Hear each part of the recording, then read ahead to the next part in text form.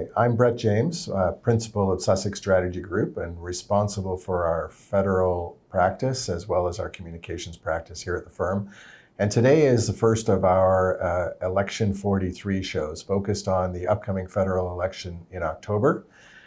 For us, this is an opportunity we intend to share with our subscribers and clients a regular weekly show that's going to follow the ebb and flow of the campaign, talk to people from the campaigns themselves about what their priorities are, how they're trying to attract the voter intention across the country, talk to journalists in Ottawa and Toronto who follow elections closely, and of course talk to others that are heavily involved from monitoring, advising, and guiding people about what is happening in an election campaign.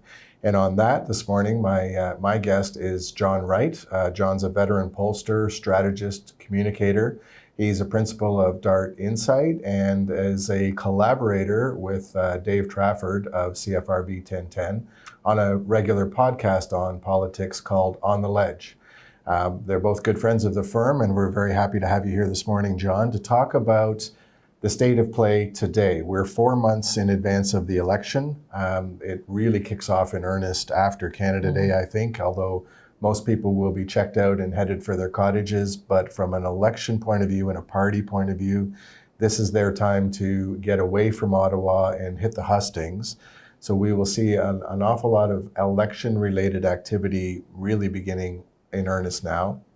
And this is, for us, this discussion is about setting up where do things stand today? How have we gotten to July 1st with the last 6 months or so, and what has changed in terms of the attitude of Canadians as it relates to federal politics? Why have those things changed? Where do we think that leads to, and what could be the ramifications as this goes along? For us, we want to make sure that our clients are able to track how things are progressing, and specifically what issues Canadians care about, how that might drive voter intention, the policies that the parties come out with, and what that might mean. Because, of course, we're watching to see how that might affect where our clients go and what they have to react to depending on who gets elected. So off the top, John, where are we at today? I know you've been doing regular polling, and I think you have some fresh data to share with us. Yeah, and thanks, Brett. It's great to be able to be with you, and Sussex is a great partner in this. And I would also say to your audience that I've been involved with polling now for close to 30 years at Ipsos Reid, and specifically for about 27 of that. And I'm nonpartisan. That was the great thing about the old Angus Reid and Ipsos thing, in that we didn't do political work for anybody, mainly because they didn't pay their bills. But the reality was that we, did polling, and hopefully, we're not seen as partisan. So as a result, I'm wearing this morning, I've got my red shirt, but my bluish tint with the brown mixed in with it. I think it's really important to step back and see where the Liberals were about a year ago, but more importantly, about 6 months ago. So there's a couple of key determinants in measuring how a party is doing based on my polling that we've done for many years. And it's actually a question that you wouldn't expect. It's a three-part question, and the first part I'll just paraphrase is, do you think the government led by Justin Trudeau deserves to be reelected, that it's done a good job? And the other part is, no, they haven't. It's time for a change, and we need another party to take over. And then the last one is, I don't know, not sure. And what's happened over the last year is that you've gone from effectively about 50% of people saying that Justin Trudeau deserves to be reelected to about half that measure now. It's down to about 24, 25%, and that's actually up in the last month. And you have a quotient of over half the public saying, let's throw them out.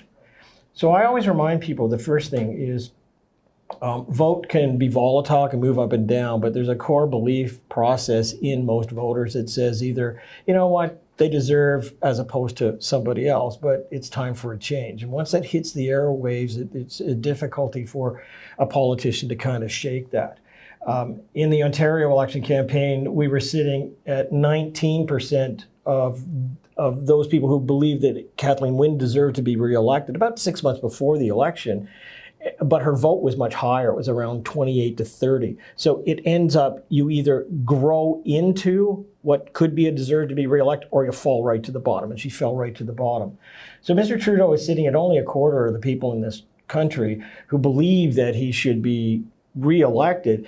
But when you look at his vote right now, and we're just looking at it from just taking it out of field, he's got 33% who believe they would give the vote to. So you can see he's below the actual vote number, and that should be worrying. He should, he's got to be closer to, those voting numbers.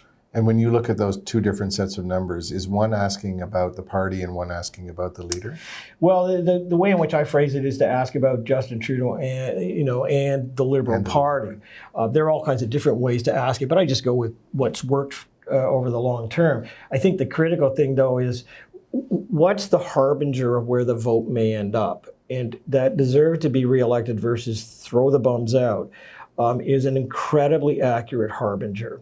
So, as I said, he was sitting at about half the population a year ago saying he should deserve to be reelected, and now it's actually half of that. So that's a problem.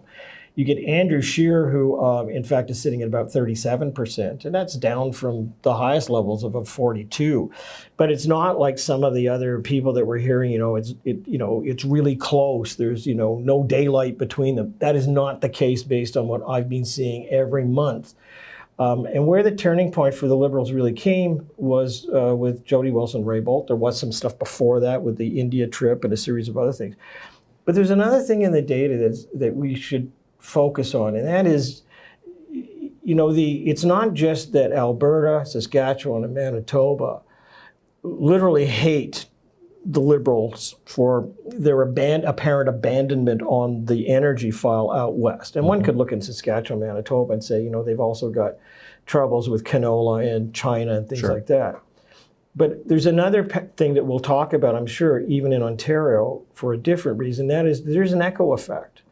There's a group of people across the country who may perceive well enough that the Liberal Party, that doesn't hold many seats in Alberta, and probably would lose them anyways because of what's happened, have a perception that the Liberal government has basically said, you don't vote for us, so too bad.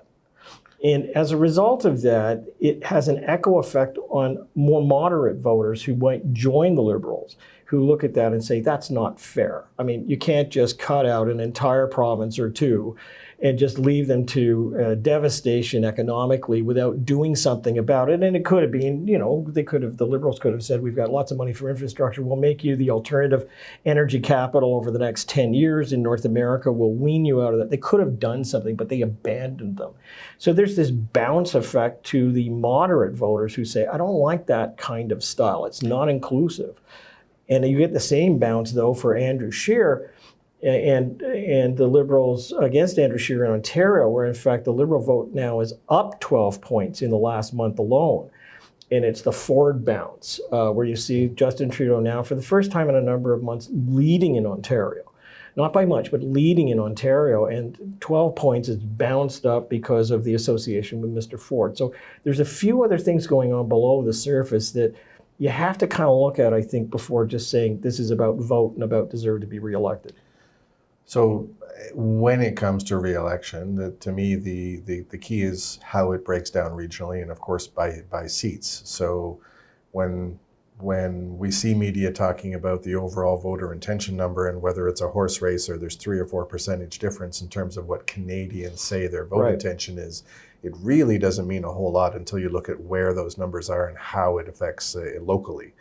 So talking about the Western alienation, which I've spent some time in Regina and Calgary recently, and it's palpable. Yep. You can feel it.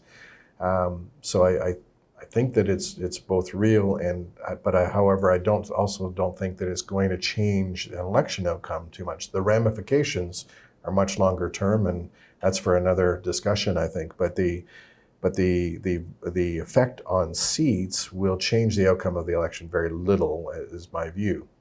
So if that echo effect that you talk about, though, where I could see it playing a major role and maybe offset by this Ford dynamic that you talk about, would be specifically in Ontario, I would think. I'm going to guess, and you have data, I think, but in Atlantic Canada, I think the Liberals are going to continue to hold strong. My instinct tells me they'll lose some seats. I think that the Conservatives have an opportunity to pick up 4 or 5, maybe more in Atlantic Canada.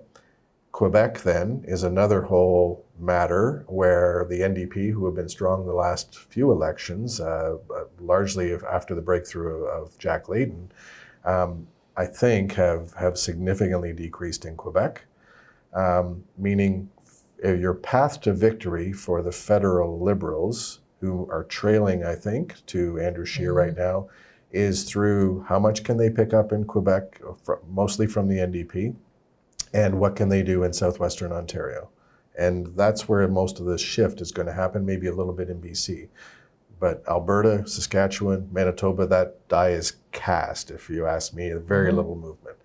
But you have the numbers. Talk to me a little bit about that regional breakdown of where you see things today. Well, your insight is smack on. So I can just say that you're right in your perceptions on where the votes are in those different parts of the country, but there are vote splits because the dynamic has changed. So Atlantic Canada, Alberta and Saskatchewan, not likely to change, although we've seen a lot of Liberal premiers dumped down there. Yeah. So you're right, we may see some change, but let's take them out of the mix then. And let's suggest that British Columbia is competitive in different parts of the province, right, and they yield some. Let's take them out of the mix for a moment. Well, that does leave us just with Ontario and Quebec. And for the last 20 years, what we've seen in Ontario is one change, and that is that there used to be a band on the Macdonald-Cartier Freeway that would go from basically Toronto to the Ottawa corridor, almost to Quebec, that if you were on either side of that band, that was what got you either the minority or the majority government. You had to pick up those seats. And that has changed in the last decade to the area code that surrounds Ontario, around Toronto, that's like a big donut called the 905 area code. And that's flipped provincially and federally, Conservative and Liberal. And what we now see is that it's hovering and flipping back and forth a little bit more because it's got an impact of Doug Ford in the province of Ontario. But if you want to have at least a minority government, you have to win that. So, you know, that is a critical area that both Mr. Scheer and Mr. Trudeau are going to be spending a lot of time at. Quebec is a very different animal because, well, Jack Layton secured it for the NDP because of the cultural circumstances in Quebec, talking about cultures, immigrants, religious symbols, and really the impact of the NDP. We've seen Mr. Singh actually have a negative reaction within that culture. I have to say, I mean, it is all of those pieces which has helped the other parties to get more positioning. And so what we've seen there is an erosion of the NDP, but we've seen the pickup of the Bloc Québécois. And there's not a sense of separatism. If anything, the polling shows that today in this country, Quebec is in the top 3 of proud to be Canadian. In fact, if you ask them whether they wanted to have a celebration on July the 1st, they top the country. But what you've seen is that the Bloc is more of a nationalist party. And in the absence of being able to vote for that NDP anomaly, as it was at the time, and how Mr. Singh is perceived there, it's now filtering over to the Bloc. So we have a 3-way race. And that is difficult for the Tories, because oftentimes that vote pulls away from them, and Mr. Trudeau is going to try and hold on to the Montreal area. So that's a critical area where even a tick one way or the other could cause some things. In Ontario, right now there's a battle for Ontario where Mr. Trudeau in the last month is actually doing better than Mr. Scheer for the very first time in a long time. But that 905 area is flipping back and forth. So much to your point, there's static parts of this country, and then there's going to be a couple of places which will be in play, which means that that's where the tour buses are going to be seen the most. That's where the most activity is going to be seen. And I think that's where we're going to be focused most of the time, trying to decide whether it's going to yield a minority or majority. The only party that's fully released a platform to date is the NDP. As you've seen, Andrew Scheer is touring the country and releasing major planks sort of week after week. And Of course, the Liberals have a record, and they're in government, so they're making announcents every single day related to what their mandate has been or how they viewed it, but have not yet put forward an actual election platform. Oh.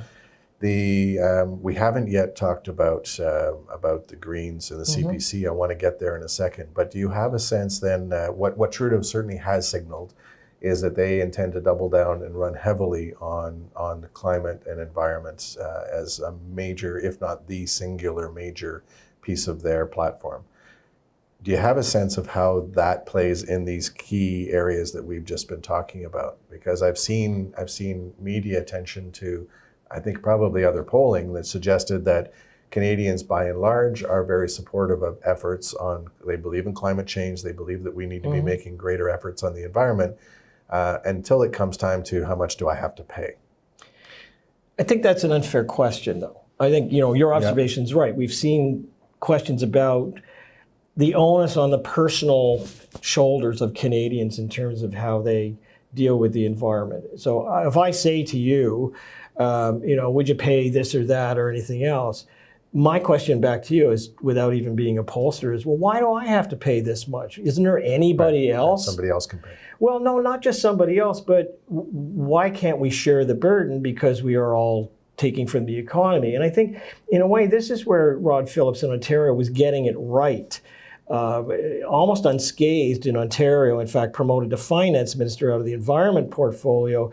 He was carrying one of the hottest portfolios, and albeit, the Premier was taking a lot of heat for, attacking on the carbon tax, but he was presenting a toolbox. There's a phrase that says, if all you have is a hammer, every job looks like a nail. So if you were going to say carbon tax, carbon tax, carbon tax, then you're going to drive it towards and micro-target that 6 million Canadians that came out last time, primarily millennials, and voted for you, the Liberal Party, and you're going to try and keep with them or get them back.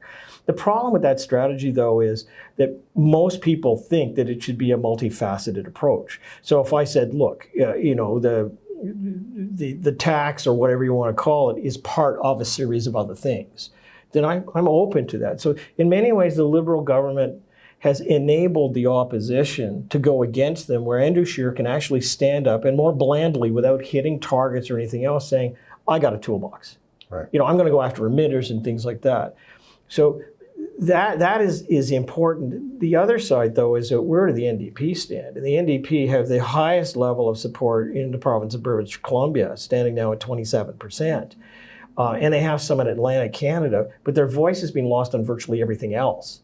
So they're getting both sides of the spectrum, where in fact the environment actually means the most, and the politics are different there, but they're not having an impact anywhere else, because you can't just be a one kind of person party. You can't be a one voice. Plus, I would think, despite the fact it's a traditional strong issue for them, you've got an unprecedented emphasis from a Liberal government on that issue. And as I said, I think they see it as a path to victory.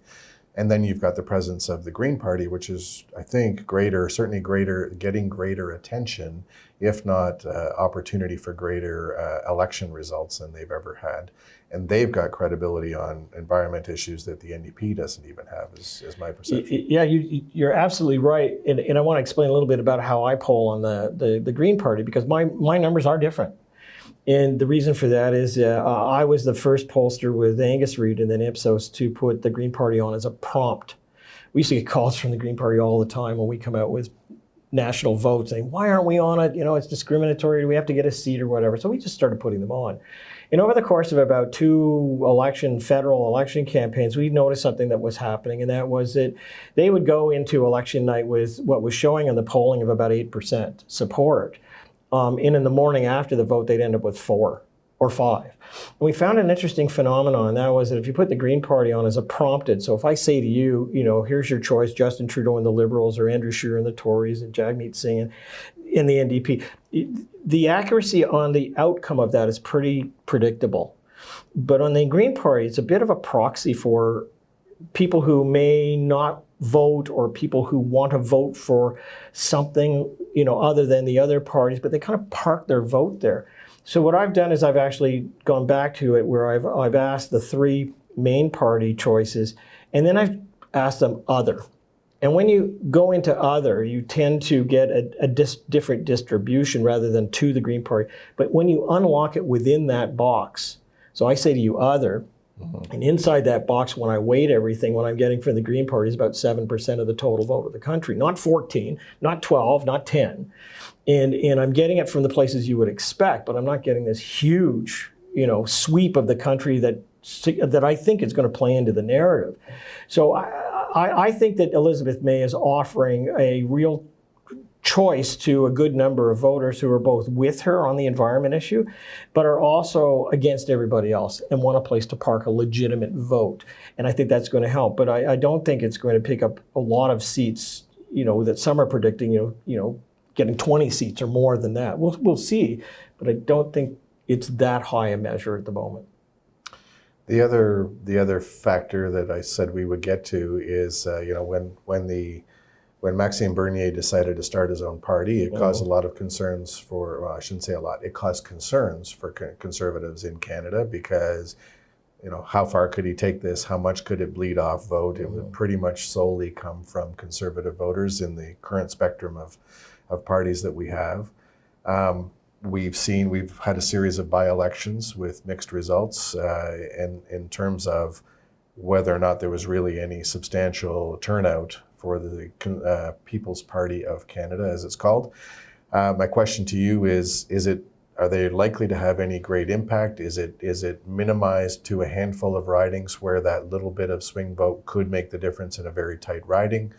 How far do you think that they can go? I think the People's Party of Canada has two candidates that will figure in this campaign, and they are slim and none. That's it. They are currently at 1% support in this country. They are virtually nowhere in most of it. And I want to use the example of the press conference that they held in Toronto last week to introduce 30-odd candidates that are going to represent them in ridings around the Greater Toronto area. I mean, there was an opportunity in a great venue, packed with reporters, to essentially say, hello, these are people, and look, they're not just, white Anglo-Saxon angry people. We've got a good representation. We are looking forward to people joining us. There's a long road ahead, and you start out here and we may end up 5 years, but join us on this journey. And instead what they did was they introduced the former wife of the late Rob Ford, who, because of her being there, stomped all over the coverage, and it was nothing on that. And so they have to figure out, communications-wise, what they're going to do, but they also have to figure out, credible candidates that they can bring in. And I don't even think that, Ms. Ford is going to reap any benefit from that, even with name association. So I don't see that party as a factor. If anything, the two independent candidates, one in Markham and one in British Columbia, probably have more impact on those ridings than any other circumstance in the country. And the other person who's going to have the most impact is Doug Ford. And we're seeing that in the numbers. So let's spend a minute there. I know that the Scheer campaign is sensitive to how much of a factor that is and how attached they may be to the record of Ford government. And I'm sure the Ford government is sensitive, not wanting to be seen as both a negative and dragging down Scheer's prospects. But from what you're saying that this is real. It's a factor. Are there specific issues or ways that the Ford government is handling themselves that is driving that concern? Well, first of all, it's everything with the Ford government. So I mean, you can't just. I'll call a spade a shovel. That Dean French's removal was about 8 months too late. I mean, driving that agenda the way it was. I give you an example. I mean, the Ford government has said that they want to break up the beer store, and that they want to, if it costs $1 billion or whatever, $100 million, we can go ahead and do that. And, Vic Fedeli, the former finance minister, made a crusade out of it. And there you go. On the other hand, a reasonable person might say, why don't we introduce to the retail industry craft beers? Like, why not over the next 3 to 4 years, start with mom and pop shops and break it in, but have local craft beers that would support Ontario citizens, and we'll get used to it. So this blunt-edged force that's taken place has caused a lot of people who might even consider Mr. Ford and the government right in what they're doing to just back off completely. So there's two things that are really problematic for Mr. Scheer. Number one is it depends on how much Mr. Ford's going to campaign with Mr. Scheer. You want to go out the 905? As I said, it's flipped back and forth. It went for Mr. Ford the last time, but a lot of it was because they felt that the former Premier Wynne, was talking about issues that didn't affect them. Like they live in the 905 and have to drive in, and she's hammering away at bicycle lanes. It was like they lost touch. This is a problem not only with the reflection of Mr. Ford and his government where it is, but there's another factor that's coming up. And as we're likely to have an entire union on the front lawns of Queen Park beginning in September into October with not just the teachers' unions, but basically everybody else affected by this Ford government. So right in the middle of the startup of this campaign, you're going to have a confrontation in the province of Ontario that the Ford government is going to have to work with. And the question will be whether or not it's the education minister and a couple of others out front, or whether it's all going to be bashing Mr. Ford and he's going to bash back. So my advice to the Premier, not that he would ever take this, is for the rest of the summer, go to the cottage. Don't go out and shake hands. Go to the cottage. 2, gather some strategists around you and take them that are new and have a better perspective. But number 3, I think, let Mr. Scheer have his own space, because it is hurting, because the Liberals are trying to tie him to Mr. Ford. And secondly, they're characterizing him as weak. Other people might see it as bland. But those are the two things that, you're getting Trudeau not as advertised, and then you're getting the other side, which is, he's just like Ford, and plus he's weak and will play into, whoever talks to him and tells him what to do. Those are the two campaign option messages that are going to have the most effect on that 905 band that will be the gateway for either a minority and a majority. And right now, from calculations I've seen, there's about a 72% chance of either party having that minority at this stage. So let Ontario play a big role in this. And at the end of the day, we've got. I traditionally view that the economy ends up trumping most other issues, especially in a federal election.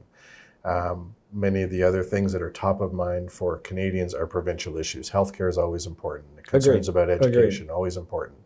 But has the environment superseded the concerns in general on the economy, or is it again very much a regional breakdown? And we talked about the West and how they are feeling, and job losses, et cetera. How does that shake down? So I'll get right to the point very quickly. So jobs in the economy currently are high.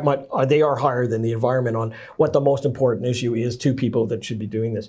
The other thing that we're dealing with is about half the public, roughly 52%, who believe that the country is on the right track and economically we're doing okay, and they are too, but that leaves 48% who are not. This is not about tax cut, tax cut, tax cut. As soon as Stephen Harper said that in the last campaign, you knew that they had lost, because they talk about going to their core.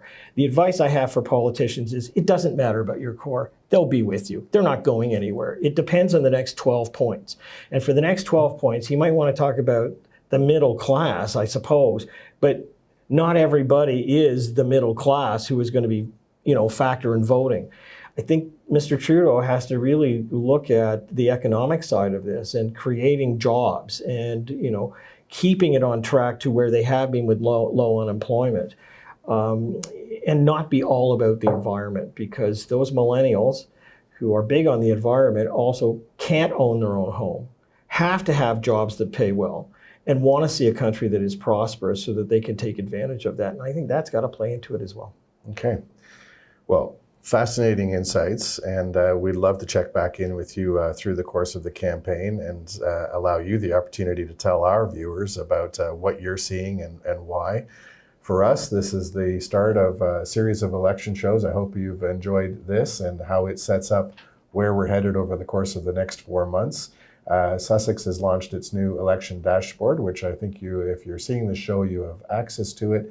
We'd love to get your feedback and make sure that you're visiting frequently as we update with fresh content on a daily basis about what's happening, where, why, with our insights from our experts and policy experts as we follow the election through to the end of October. Thank you very much.